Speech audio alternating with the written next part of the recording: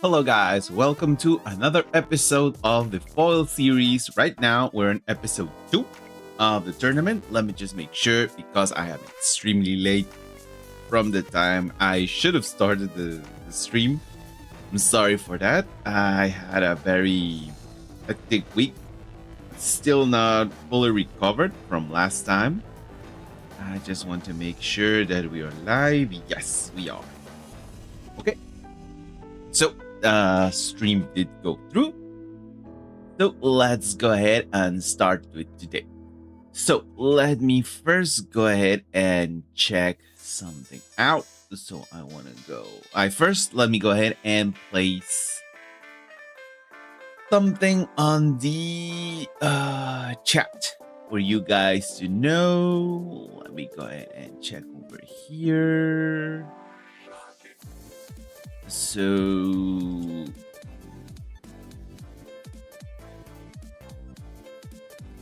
give me 1 second.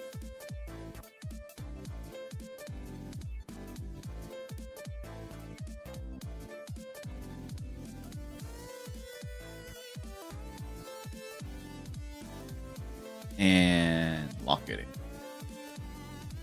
There we go. Okay, so I just sent something on chat.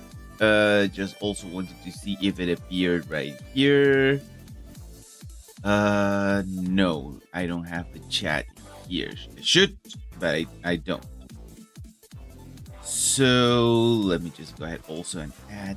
Now I'll add it later. Let's go ahead and start for today.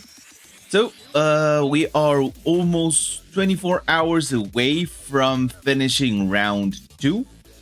It started, if I'm not mistaken, on the 4th at 7 a.m. So we're now at the 6th at 7 a.m. So that means that tomorrow will be the 3rd day. So what we're going to do is go ahead and start. We're going to do round 1 again, but this time we're going to start at the bottom. So since last time we went from top to bottom in order, from those that had finished, what we're going to do, we're going to reverse it. We're going to start now on table 47, and we're going to move forward from there. So let's go ahead and have now table 47. That is, Nereid is going to be the featured player. Let's go ahead and check the replay and go for Nereid. And let's go ahead and have May as the player we're going to check out. Now, we do have chat this time, but we're not going to interact with it. There is my message. Very, very small, but it is right there. At least I can see it, and now it is gone. So let's go ahead and check first May's deck. So this is Trace and Rostum. Let me make sure that this is the deck. Yes, it is. Okay. So let's go ahead and see. Uniques first, the Phileas Fog. You may immediately pass Arrow, so played from anywhere. You may immediately pass if you do create a Brass Bug 2/2 token in your other expedition. Second one is an Anansi. I gain 1 boost. Both are played from anywhere abilities.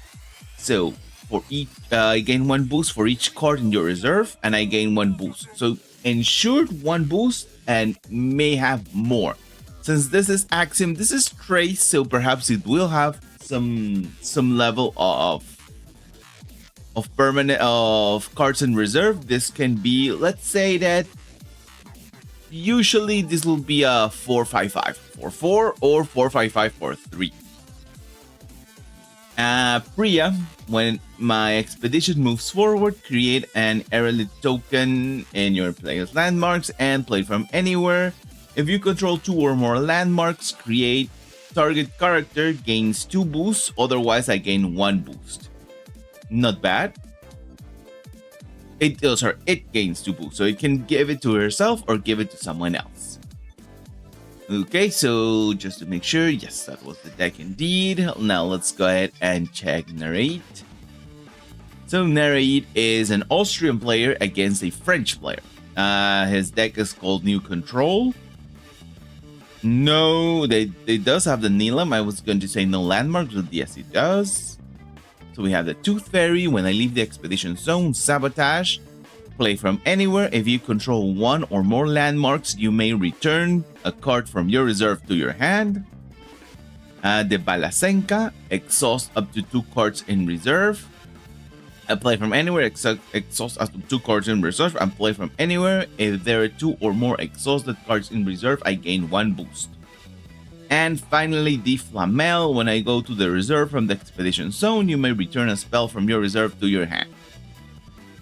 And play from anywhere, so cycles a spell from the reserve when he goes to the reserve. And finally, play from anywhere, target opponent cards, discard a card from their hand. There we go. I just need to do just one thing. Give me 1 second.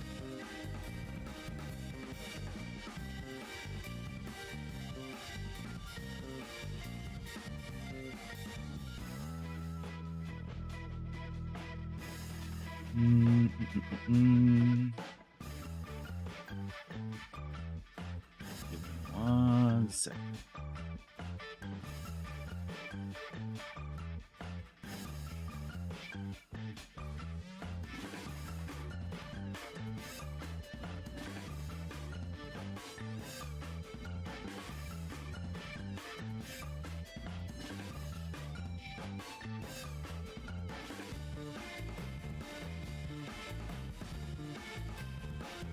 There we go. Okay, so let's go ahead and move on to the end game. It's not going to be automatic. I'm going to have to do it manually.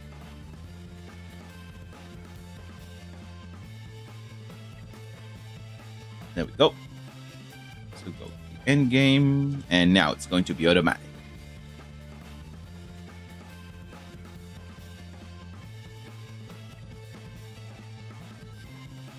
Okay, so the typical after you from Narid just goes ahead and draws a card, gets another card with a token. The unique, okay, it's not bad from the reserve.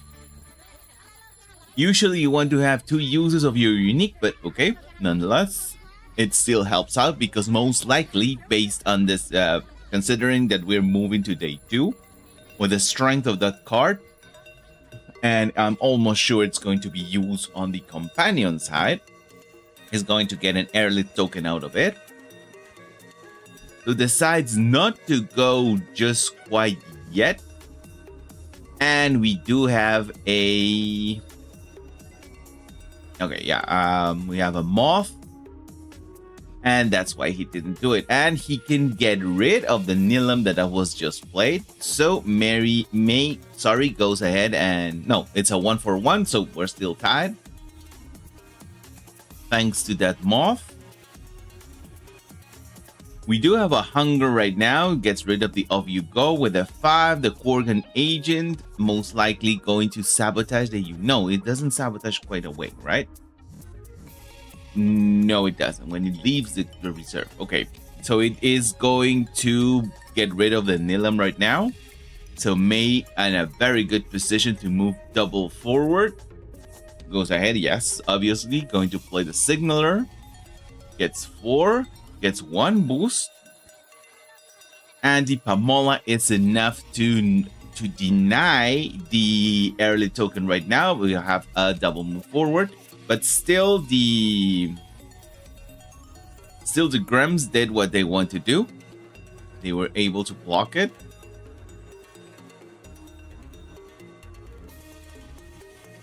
Okay, the card goes away. 6 for each. Still tied. Okay, the Marie Curie. The Marie Curie is being blocked right now. Goes ahead and uses the hook. Probably to move it to the other side. Okay, interesting move. Still moving forward, still being blocked, so he just used the hook in order to draw a card. So Neri still able to move forward there. There we go, so a card, each player places a card in mana. Draws 1 more card and gets rid of the Pamola. in order to block the Marie Curie from reserve. So we're restocking station. There we go. Another draw. And goes ahead, and this has 2 boosts, and that boosts naturally from itself. Exhausts the hooked from reserve, so May passes. It's again a 1-for-1. Narrate still forward 1 expedition away from the match point. Probably going to lose the hooked right now, yeah. So narrate still moving forward, still with a good card advantage.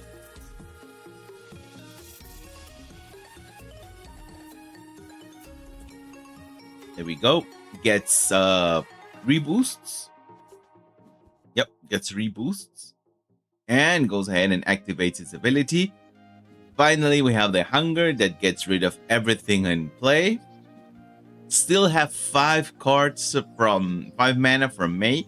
If he saw this, if he was intelligent, if he had foreseen this, probably he didn't.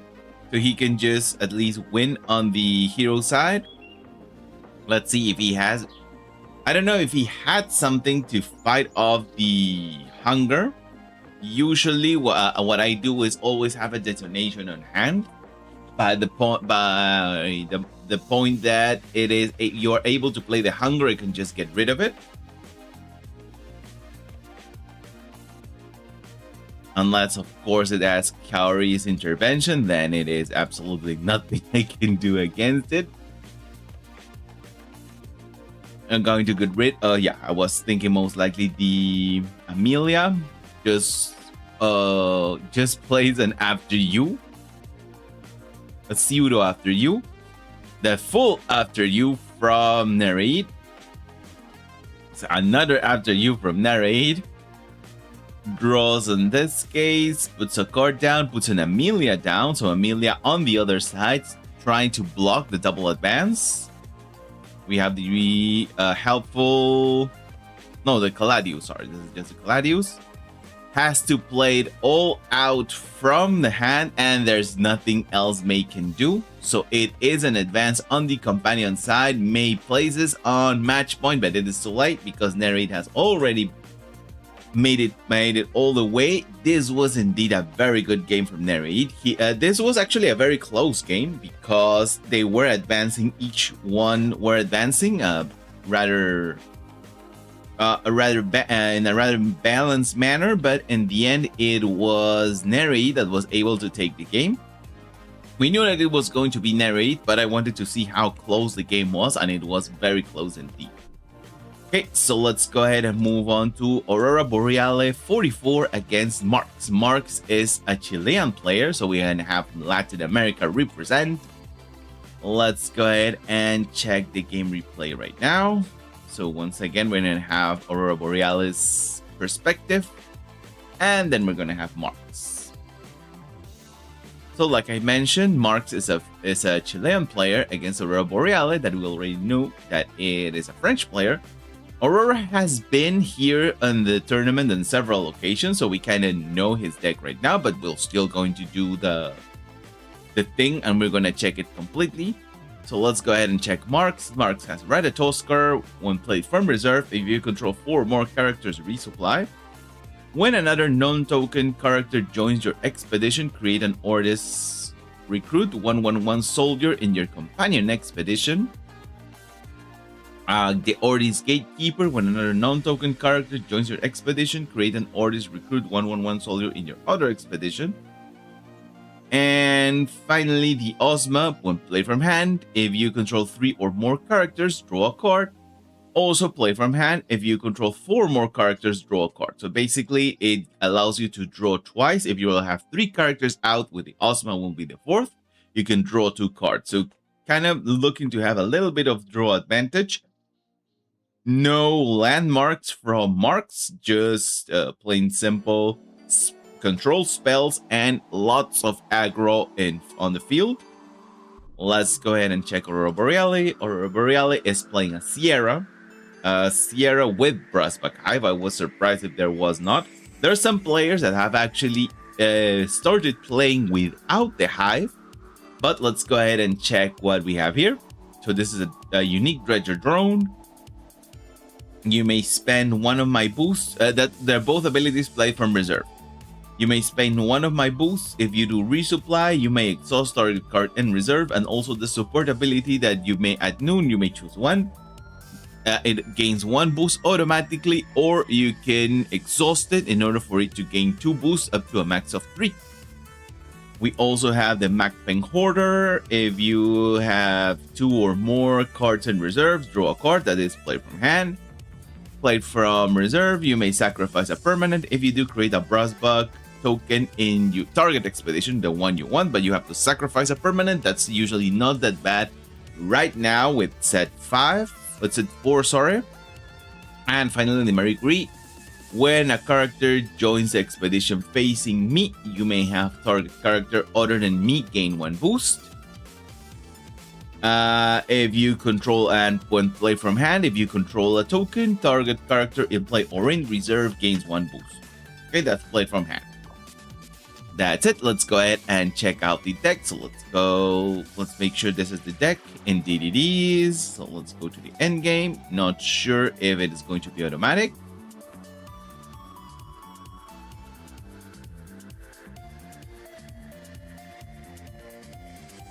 No, it is. Okay, so let's go to the end game. 3 cards from each player, 2 mana. Let's go ahead and move forward. Okay, just places plain and simple after you, and it's probably going to get hooked to the other side. No more play from Aurora, no more play from Marks, so it is just a 1-for-1 with no draw advantage from Marks this time. There we go. Probably going to use the Macpeng Hoarder next, but the Macpeng Hoarder, yeah, because the sacrifices from reserve. Not a good turn this time for Aurora. I think just need to go, yeah, Macpeng Hoarder on the hero side. It's able to draw, I'm guessing this time. Yeah. Oh no, no draw. It's going to be a 2-for Marks and just a simple advance from Aurora. Marks placing himself 1 expedition ahead. No sabotage. It still needs to get rid of 2 cards. It hurts a little bit. I would have gotten rid of the engineer. The mechanic, sorry. There we go. So just after you, once we don't have, yeah, we do have the hook, but he's still trying to do something else. Probably going to put the token to sleep. Okay, so just hook the legate. No, not. He wants to move forward on the other side. Yeah, because otherwise he was not going to move forward. Yeah, he moved forward the Sandman to the companion expedition. And we know Marks doesn't use permanents, so the play right now from Aurora is actually going to sacrifice his. Not right now. Right now he's going to play the Hive, most likely going to go all out on the companion side. Hive, and I'm guessing it's going to go all out on the companion side. But next turn he has the option to use the brass bug, what's it called? The dropship, and then go ahead and push. So he's going to have a token. Marks goes ahead and moves forward and blocks. So he's going to have another card that is already drawn and move forward, giving him 2 expeditions. But we have double option of using the brass bug dropship, and this is actually going to give him lots of options right now. So yeah, the dropship goes ahead and is placed. So it's going to be a 6-6 most likely for it. No, it is going to be a 6-6 from the brass bug, but still has some options to do something else. He could have sabotaged right now. I think it was not such a good idea to use the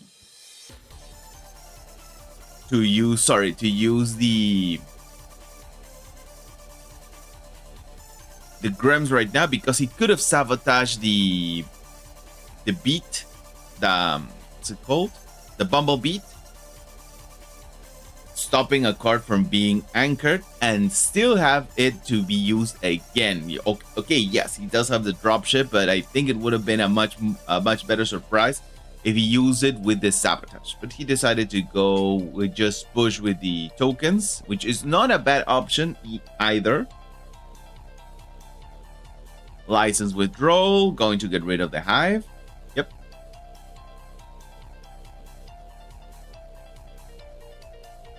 So you see right now he has no options to use the... Oh, he even got rid of the sabotage. Okay. Because he had the boom on hand. So going to place Brass Bucks anywhere. He gets rid of the Bumblebee. Just 3 characters, only going to draw 1. Has no mana left. Going to use the hook just to move something to the other side. And it is a double advance from Aurora Borealis. And with this, it is game. So he was able to push it all the way to the end. I think it would have been better just to sabotage to force your opponent to play something else. But in the end, he did have the boom. He did have options in order to move on both sides. So that is also a nice way to end the game as well. So let's go ahead and move on to the next one. So this is a World Gaze, I think is from Singapore, if I'm not mistaken. And I know KRA Albanor is from Canada. So let's go ahead and have here World Gaze be our featured player.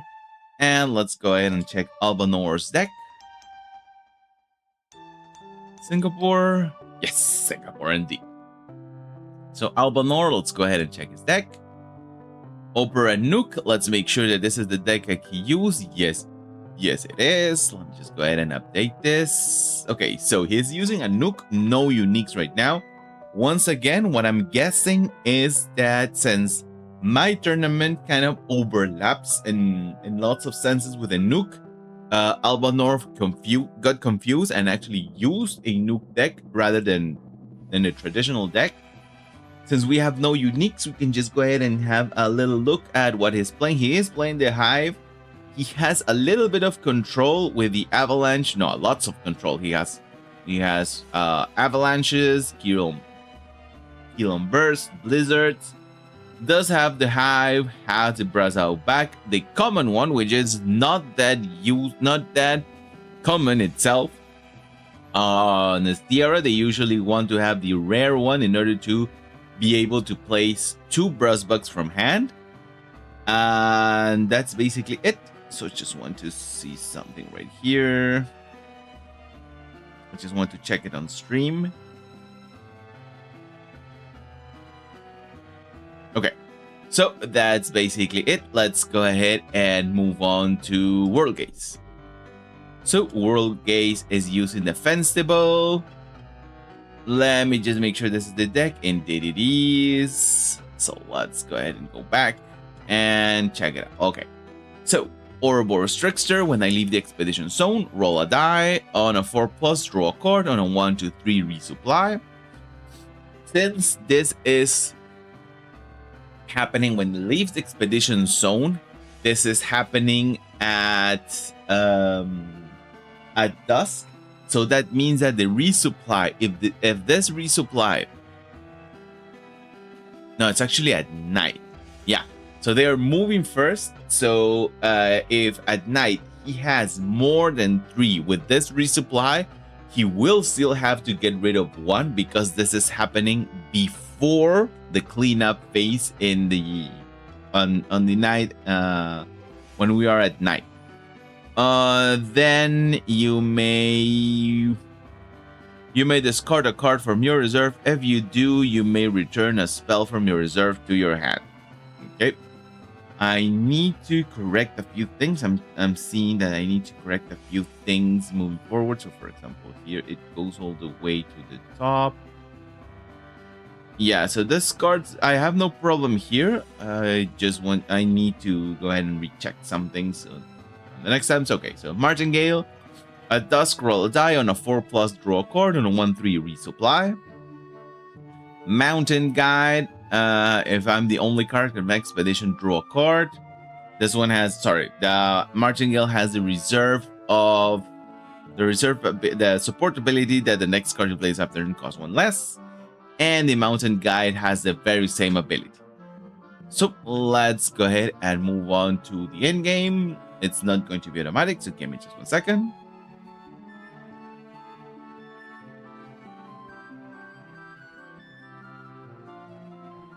Okay, so this was a festival, so it's no surprise right there that we have the festival.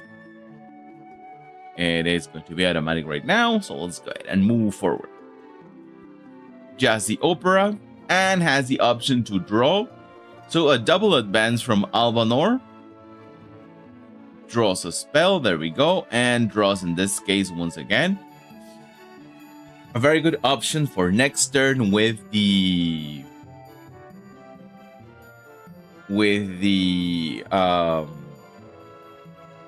it called in English? The Will-O-Wisp? Yeah, the Will-O-the-Wisp. I'm guessing he's going to put the Will-O-Wisp down using the Handsley. He's going to put the magical train into hand. Okay, another Sleight of Hand. So uses the Sleight of Hand, going to return and put, yeah, that was almost what I was sure was going to happen. An Opera House, interesting, from Albanor, again draws a card. So what he can do right now is just, yeah, and he's going to force the water. Draws again. So I thought what I thought he was going to use it on the companion side at least to have an advance, but he didn't. He decided to keep having options on hand. Not sure what World Gaze did right there. Okay, he was able to draw, so we were not able to see the procedure. The third Sleight of Hand on hand. Okay, and we have an a cappella training. So this is a very heavy control deck, a very spell-based deck, because he has the Opera, and we finally have the Hive. So the Hive is going to do a double advance probably for Albanor. Not sure. Yeah, I don't think he has anything to block it right now. So Sleight of Hand just goes ahead and returns. Has a sleep.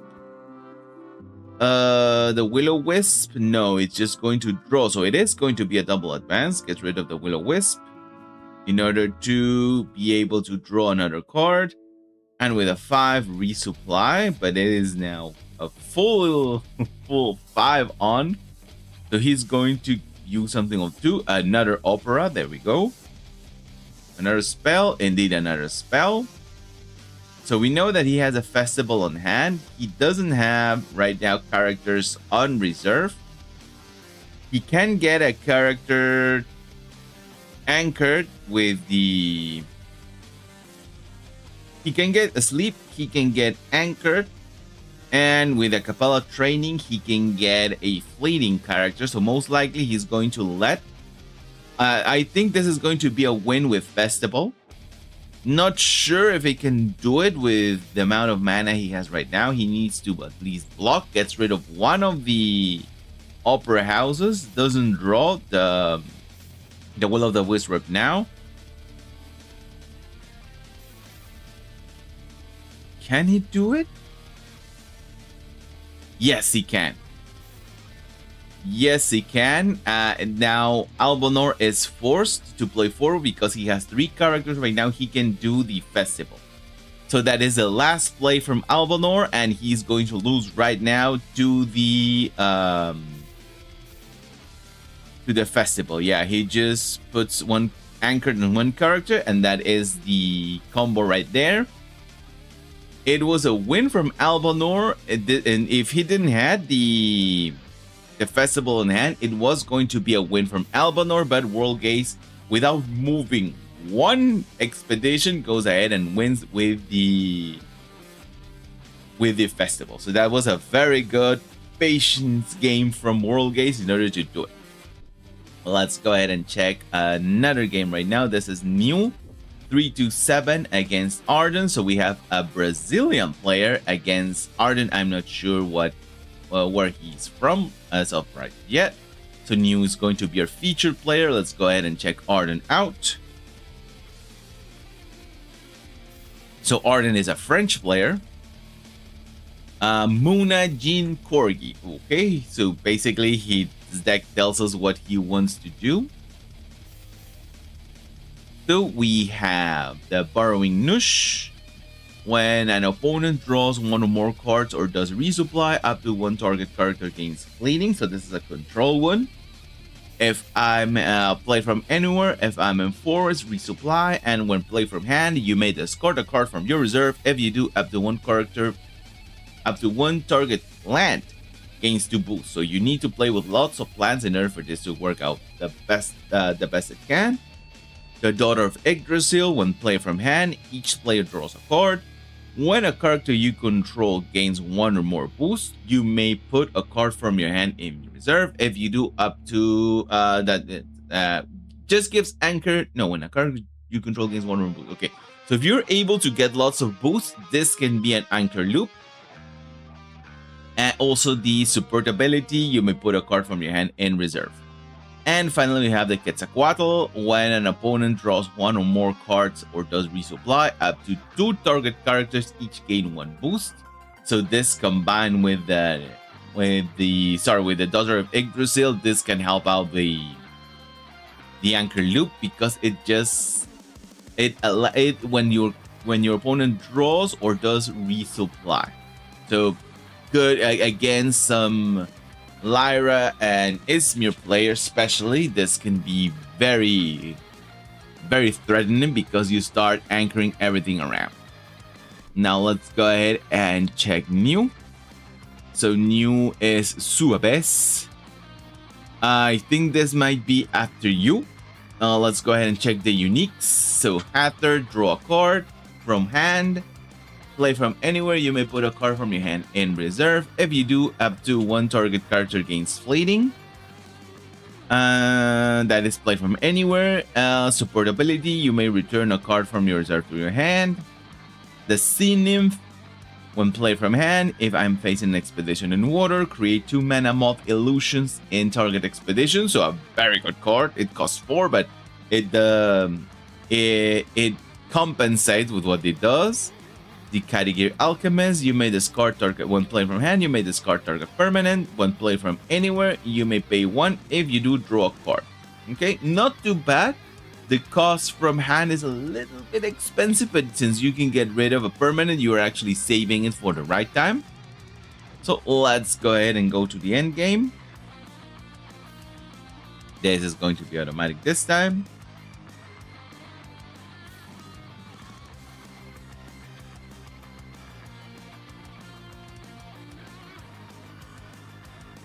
There we go, 3 cards from each side. Right away with the Nush.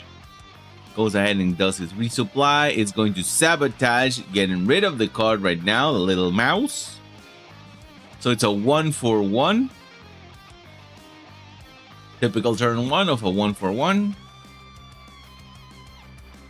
Now Akesha is going to be the second player, essentially.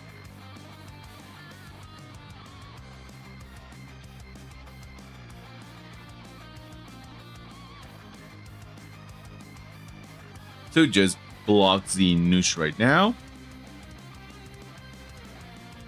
Goes ahead and uses all out on the hero side, so no need to use the after you. Just goes ahead and moves on the companion side. So once again, a 1/1. Right now, the aloe vera is not that strong. Still be able to block a bit. Not as strong as perhaps Arden would like, but there has the option to anchor it once again to have it be useful one more day. We have the Nush right now going on the companion side. threatening right there. Just like I said, it's not that strong on the companion's side.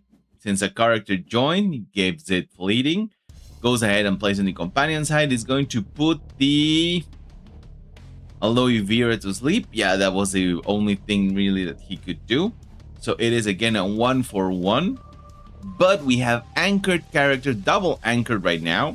Kind of a double anchor right now. I think Arden was a little bit too trigger happy with a anchored. Usually use that card on the last step unless you have a floral tent out. Akesha is going to do the after you. Going to give both characters resistance 1. Now, since you have now would be a good time to start using the anchored. No, don't think he's going to use the Corgi right now. He's going to lose 2 cards from reserve. 3 cards actually. He's going to do the double advance and he's going to lose 3 cards from reserve because of that. And Mew right now is going to be drawing every turn.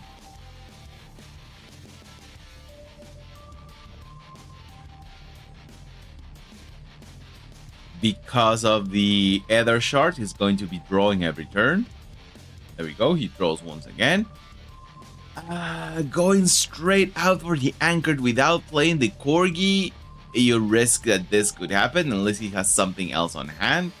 Plays a Requiem, is going to get rid of the Ether. No, he gets rid of his own permanent? What? Why? Oh, 4 or less. He didn't actually check that out. It's going to be a double advance from Mew. So I think Arden is still getting used to some of his cards because there was no reason to use a Requiem. He actually had to get rid of one of his cards in order to do it. It's a double advance from Mew, so we are tied again. And Mew is in a position right now to make Arden actually play a card, but no, not quite yet. He wants to save the hunger for another day. Makes him go all out on his cards, so gets rid of the Jin that is automatically going to go to ramp. The Subduende just to draw a card because there's no switching. There's no boost switching. Puts the Paladrios to sleep. And the Pacify is going to have just 1 boost, just enough to block and be able to advance. And it's just game. So that basically what it goes all out right here. He didn't have to. New didn't have to use the hunger, and just like that, New goes ahead and moves forward with a game 1. Let's go ahead, and that was New. This is now Seremdik against Sisu.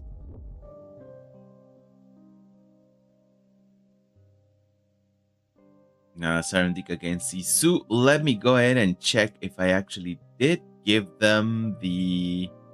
I think I didn't. No, I didn't give them the expedition. So give me just 1 second.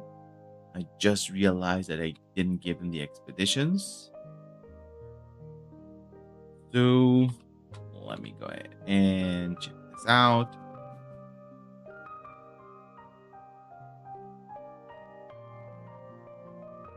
Actually need to think a little bit more about this one.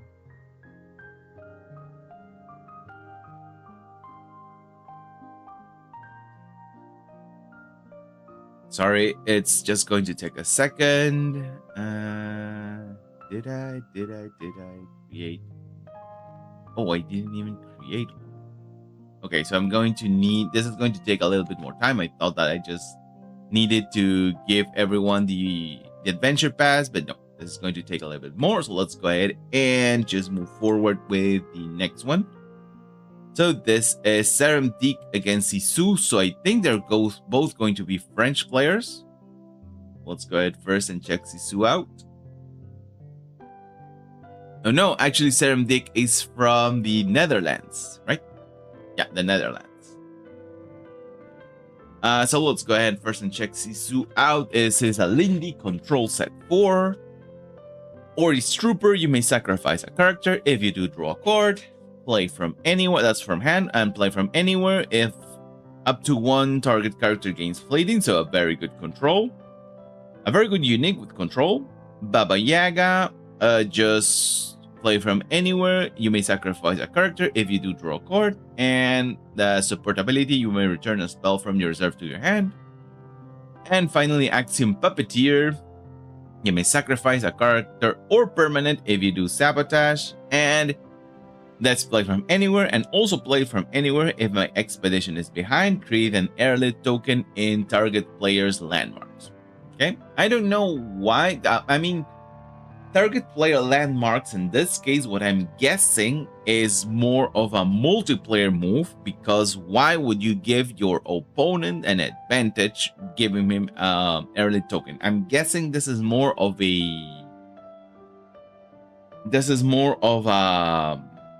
Like I said, this is more of a multiplayer move. A multiplayer option, sorry. Now let's go ahead and check Seremdik. So Seremdik is playing Trace Sky, so basically Trace at 4. Let's go ahead and check the unique. They have Haven Bouncer, play from anywhere sabotage. And when play from reserve, you may pay 1 if you do sabotage. The Ouroboros Croupier, roll a die. On a 4+, draw a card. On a 1/3, resupply. And the 3 Little Pigs. If you control 2 or more landmarks, you may return a card from your reserve to your hand.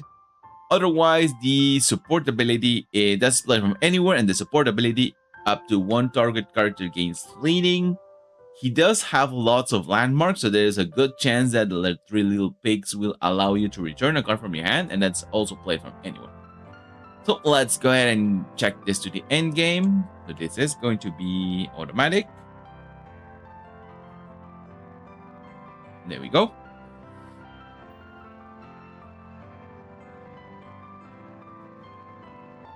Most likely going to be playing first the Paju on.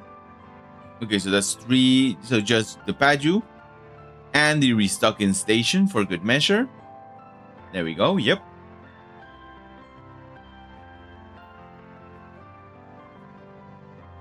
One for one.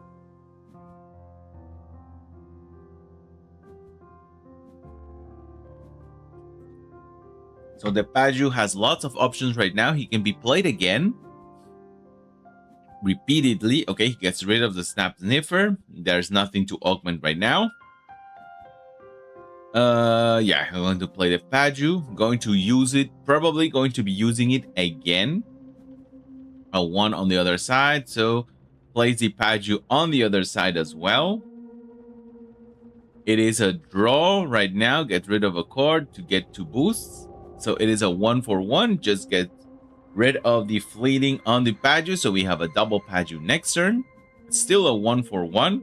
So the Paju give a token, and now he can actually gain 2 more tokens because of the Paju that he has. Even can get up to 3 depending on what he has on hand. And just get rid of the Pajus and have 2 air tokens. So I'm guessing he is going to get rid of the Pajus right now because he has a very good combo potential right now.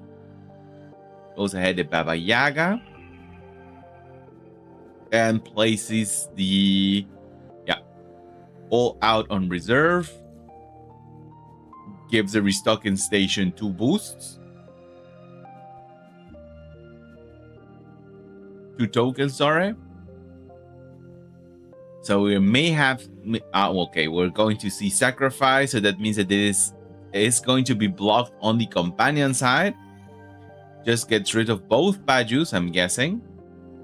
Goes up, the tokens go up to 4. Going to use it, obviously, on the Frankenstein. Both Pajus just increase the token by 1. So that is a 4. Doesn't need to use anything else. It's still a 1 for 1. With the restocking station actually going to go all out up to the 4 and having 3 in reserve, and is able to get rid of the Baba's Isba right now. I think that's most likely going to happen. I would have gotten rid of the. Actually, I wouldn't rid of the bag of pack. There we go. So getting rid of the Isba, obviously. goes ahead with a 5, so he can draw also. Being blocked right now. So draws, puts down the brass bag. Really, the bag, really? Oh yeah, because he wants to use the Frankenstein on the other side and just get another brass bug out. So gets rid, gets 2 tokens. Yeah, going to use the Frankenstein on the other side. Going to get a brass bug, another. Really? Oh, he was already winning. Sorry, I didn't notice that. Going to give it to the Frankenstein. Yeah. So he's blocked on the hero side, but is able to advance on the companion side. There we go. So Serendip goes ahead and places 1 expedition ahead. That has another Brazil back. Probably going to get rid of it. Yeah. The hooked with set 4, hooked has been used less and less. Even in my deck proper, I have also used him a little bit less. Amelia, no, going to have another card option, so he's blocked right now. Very good cards in order to have in reserve. The Isba is going to block, but right now he cannot block the Isba. But he can block on the other side. Off you go where? Yeah, that's what I was thinking. So just use it on the other side. And with the bag out back block. With the bag out back, probably going to block the... No? Okay. And what I would have done is actually block the advance on the hero side with the backup bag that he had, rather than sacrificing an airlit that you don't need to sacrifice right now. But okay, still moving forward. But this is a 1-for-1. It could have been just 1 move from Serendip. Has the option right now of having 2 landmarks because it asks for landmarks, right? Yeah, it asks for landmarks specifically. The Isba once again going to, yeah, he's going to use it right there. Returns the boom to hand.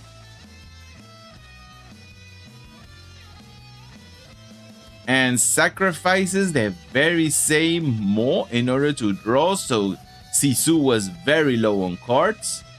Just goes ahead and with one boost on the other side is threatening the double advance. Does get the... Okay, it's going to be blocked. No, it's going to be tied right now. Going to get rid, probably gets rid of his own in order to do the double advance and take the game away. And that's it. There's no more play from Sisu. Serendip goes ahead and sacrifices one of his permanents in order to take the game away because there was no more mana left from Sisu. And his control seems not to have not been enough to stop the Trace from doing what Trace characters do. Okay, so with that, we're moving forward. That was game. Let's go ahead and check it right here. So that was Serendip against Sisu. Next is number 42. I just need 1 second right here.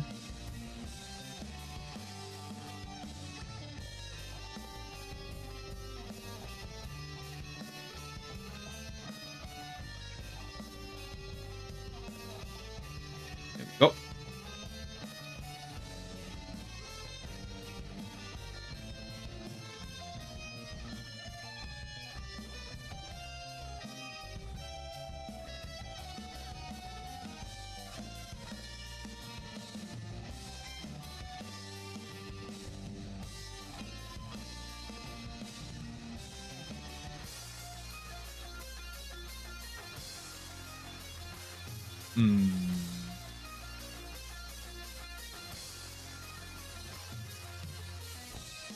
Okay, so where was I? There we go. So this is Lou Bellucci against Captain Cloverman. Lou Bellucci is a new player. I have never seen this player in other tournaments. So let's go ahead and check him out. And Captain Cloverman is also a new one. I have not seen this player in other tournaments. So this is a German against a French player. Let's go ahead and check the German's deck first. the Sigismore or this test. No uniques, and I think there's more than 39 cards, so I just want to check something out here. Yeah, so these cards are indeed moving out, but this is the hero, so I don't think it should be that much of a problem. Yeah, I think there's the... Oh, this one to move out of the way. Okay, so this is where we have some problems. This line right here. They move out of the way. Okay, so no uniques right now. This is the test with no uniques. That is from Captain Cloverman. Now let's go ahead and move on to Lubalucci, French player that's using a Bravo Soul. So Bravo's Pathfinder, I have seasoned. You may put a card, play from hand. You may put a card from your hand in reserve. If you do, up to 2 target characters each gain 1 boost. The Hatter, when I leave the expedition zone, draw a card. Up to 6/4, very good for the cost. And when play from the support ability that you may anchor a character with cost 3 or less. The enhanced prototype and a unique as well.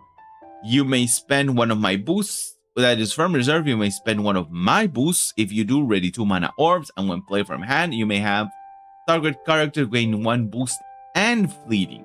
So this could be... don't think this is not a Chadi deck. But if this was used with a Tsadi and with a Hunger, you could have a possibility of getting rid of the Hunger, give it 1 boost and fleeting. So this is a very scary potential from a Tsadi player with a unique kind of like this. So let's go ahead and go to the end game. This is going to be automatic this time. Yeah, I thought that both decks were not going to be optimized, so it's 42 cards and 40.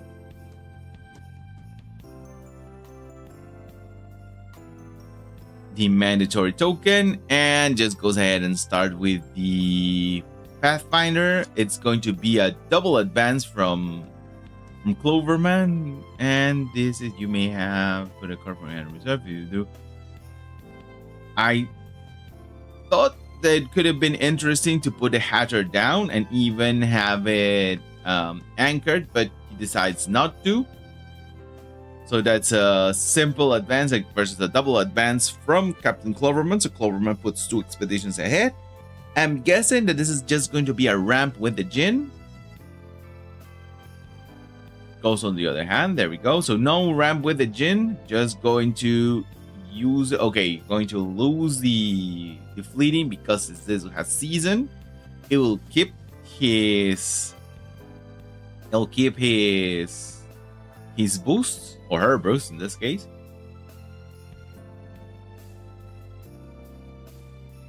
A decent threat to block on the companion, but not quite sure if it's going to be able to go all the way. Let's see. The play right here, I think, is Ultron. No, goes ahead and uses to block on the companion side, on the hero side. Once again, uses the helping hand. So this is a 3. If he has the withdrawal, doesn't have the withdrawal. So he's going to advance on the companion side. That is 2 tokens for Halua. This is now a very big threat on the companion side. And it needs to, because the companion side is actually going to be threatened right now. Ooh, okay, so we have a double rush. And I think this is going to be actually a double rush. No, he cannot use a double rush right now, so just the Eltroon. And the Explorer on the other side goes ahead and gains 1. And just blocks on the hero side just to move forward. Not ramping quite yet. A double advance. Captain Cloverman is 1 expedition away from championship point. From game point. We do have... Yeah, I was thinking he was going to get rid of that. So Solana goes first. Now it might be a Double rush indeed.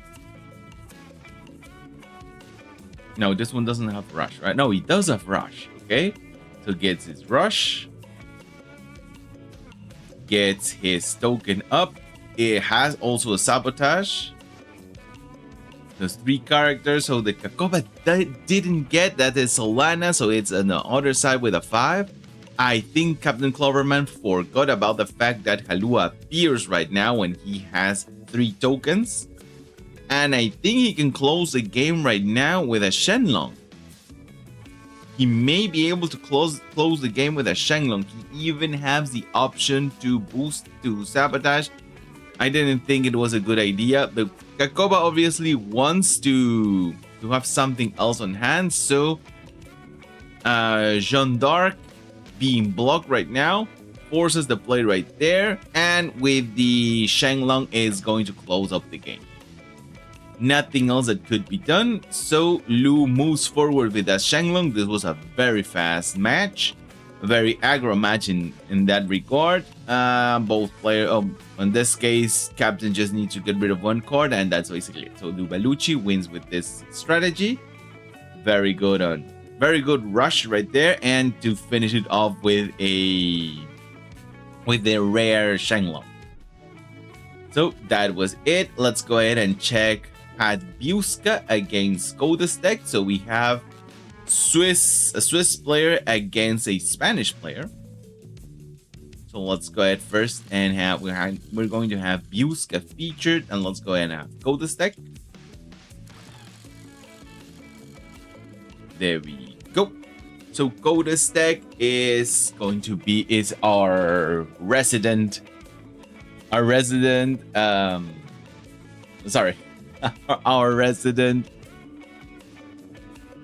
Swiss player. There we go. It got stuck in my head. Let's go ahead and check out his deck. So this is a Bravos Bazira set 4. So we have a Tengu. You may rush. When played from hand, you may rush. If you do, my expedition ascends. When my expedition moves forward, you may discard target permanent. And the support ability, the next card you play from your hand this turn activates its reserve abilities. Jumping Frog, when you pass first, you may put a card from your hand in reserve. If you do, draw a card. Very, very nice art for the Jumping Frog unique. With the cost, it's not that bad. The Leviathan Spotter. When played from reserve, you may reveal a character with hand cost 4 or more from your hand. If you do, each character in target expedition gains 1 boost. So a very interesting card to have from reserve. When played from hand, you may, if you have 6 or more mana orbs, target character in play or in reserve gains 2 boosts. And when played from reserve, once again, if you have less cards in hand than your opponent, you may exhaust target card in reserve. Interesting option from Godestek. Let's see how it played out, how tight the game was in the end. Let's go ahead now have Biuska. Biuska is a foil series, so thank you, Biuska, for naming your deck so that you know exactly that you're playing. This deck is for the foil series. I actually do the same thing, so thank you very much, Biuska, for that. We have a Lyra Scald right now. At Dusk, you may discard a card from your reserve. If you do, up to 1 target character with hand cost 3 or less other than me gains Anchor. So this is a Dusk. This is interesting, but cannot be the Lyra, so you need to have another character out. The Hatter, when you play another card with hand cost with base statistic of 0, so can be just 1. You may return a spell from your reserve to your hand. So cycling spells. And finally, the Tomoe Gozen. I can be played if you have less than 6 mana orbs, and when played from anywhere, you may put a card from your hand in reserve. If you do, I gain 1 boost for each card in your reserve. So this is the common enhance. Let's go ahead and go to the end game. It's going to be automatic this time. Not sure if I switch it up for last turn, but let's go ahead and move on. By the way, guys, this is going to be the last game. The Jumping Frog right away is able to get something else. The Hatter not blocking completely. So the jumping frog is able to move forward. He didn't pass. Oh, he was able to pass first. So put the card down and draws a card. And since it is a Serengar, most likely they will give him another boost, another draw. So just a 1-for-1 for each player.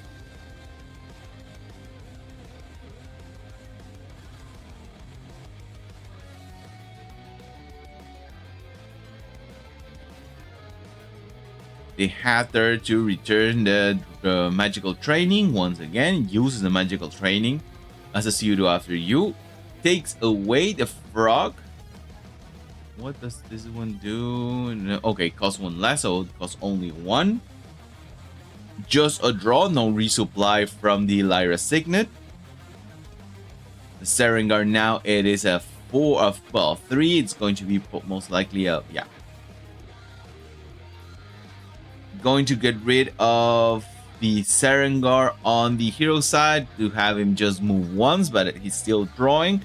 And since he had 1 mana left, he's still able to do the double advance, moving forward with the rabbit. So double advance from Koda's deck. Interesting attempt of control by Buska. The draw was in. I'm almost sure that it was a draw that got him in the end. So you have a Requiem on 3 on reserve. I don't think that he wants to use that Requiem from reserve. We're most likely going to try to get it back somehow. Next card played. So it is going to be 3. It's going to block the 3 cards in reserve, because he's going to get 3 boosts this way. So I'm guessing he's going to, I'm going to go to the other side, going to pay the 1. Going to lose 1 card in reserve, most likely the Requiem, because the Requiem doesn't do anything for him right now. Koda's deck still 2 expeditions ahead. Going to get rid of the rabbit. I was thinking, no, gets rid of the magical training, so he does want to have that Requiem just in case he needs it. Or if he has some option to bring it back. Not what you want to see in the reserve from Buska, but at least he gets the boost because of 2 cards in reserve. Starts right away by giving it 2 boosts and going to block 2 cards in reserve, most likely this turn. Blocks 1, gives another boost, blocking both Requiems.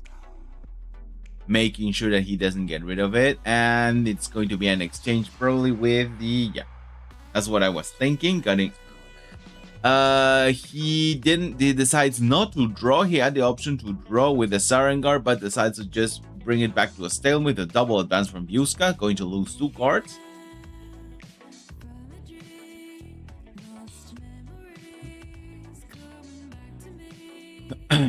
Now let's go.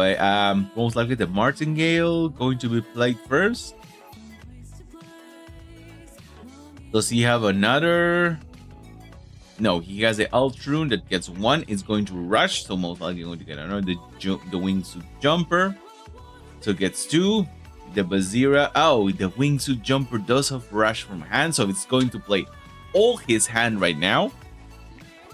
That's a 5/5 for each side. I don't know if Buska is going to be able to block this.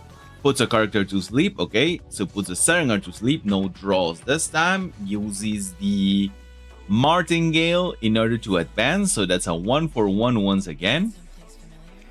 With the Serengar threatening, not quite. Well, he's advancing right now, so he doesn't need anything else on both advancing on the companion side. So this is going to be a battle on the hero side. Koda's deck. This is a potential game ender. Yeah, that's what I was thinking. The Anansi with a 6. The Bouncer to get rid of what? The Hatter. Okay, not too bad. Blocks on the companion side. Oh, this is all out on the hero. Goes with again with the Altrune. The Altrune going to get 1 boost. The Altrune probably has Rush. Mana Eruption to get rid of what? I think the Anansi is the better option. Yeah, gets rid of the Anansi right there. Has another Anansi on hand, so it is going to be... He's still not moving forward. So yeah, has another Anansi on hand. It goes to 4. It's just enough on both sides to advance. I would have risked it and gotten rid of the, well, again, but he could have used Anansi on the other side. Yeah, I think the Anansi was the best option to get rid of, but unfortunately, because he had a Will-O-Wisp, he was forced to lose on the sides that he was actually winning, so the battle on the hero side became much more intense. And just like that, Buska wins with a very good game. So, like I mentioned, that'll be all for today, guys. Thank you very much for being here. I promise next time to be a little bit more on time, even though I think from about 7 a.m. on my time, some more people connect. I see that we have 3 right now watching the stream, so thank you very much. Remember to leave a like if you enjoyed the stream, and we will be back on Monday, probably around 7 a.m. so that it is more people connected when we can do this. I still need to adjust the time of when I can do the streams a little bit. Then perhaps I'll move it 1 hour. We'll see, guys. So that'll be basically it for today. Thank you very much for anyone who joined. Remember, on Monday we will start with round 2. So we will now we will have the random picker based on the players that still are there, and I still need to give everyone, especially those that withdraw, the option to claim 1 point on the adventure pass. So thank you very much, guys.